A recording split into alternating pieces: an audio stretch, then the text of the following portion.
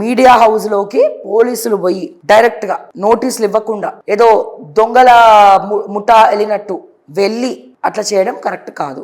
And నోటీసులు వచ్చినప్పుడు ధైర్యంగా ఎంక్వైరీ అటెండ్ అయి ఉంటే అయిపోయేది. ఇప్పుడు సజ్జనార్ గారు కూడా ఏం చెప్తున్నారు, నువ్వు బ్యాంకాక్ ఎందుకు వెళ్తున్నావు, నువ్వు ఎయిర్పోర్ట్కి ఎందుకు వెళ్ళావు? ఇప్పుడు పోలీసులు నోటీస్ ఇచ్చి నువ్వు ఎంక్వైరీకి హాజరు కావాలి అన్నప్పుడు మరి ఈ జర్నలిస్ట్ బ్యాంకాక్ ఎందుకు వెళ్తున్నాడు? ధైర్యంగా ఏ తప్పు చేయనప్పుడు నేను ఏ తప్పు చేయలే, నీ దగ్గర ఏ ఇన్ఫర్మేషన్ ఉందో అదే ఇన్ఫర్మేషన్ పోలీసులకు ఇస్తే అయిపోయేది కదా.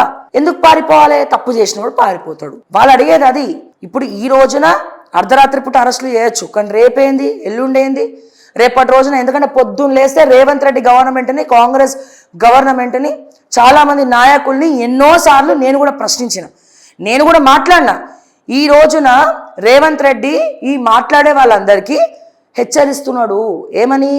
ఎవడైనా పిచ్చి పిచ్చిగా మాట్లాడితే, స్టోరీలు వేస్తే, మాకు అనుకూలంగా మాట్లాడకపోతే, మీరు ప్రశ్నిస్తే మేము శాటిలైట్ మీడియానే వదలలే, మీరెంత, మీ బతుకులు ఎంత అని వెక్కిరిస్తున్నట్టు రేవంత్ రెడ్డి ఈ రోజున వ్యవహరిస్తూ ఉన్నాడు.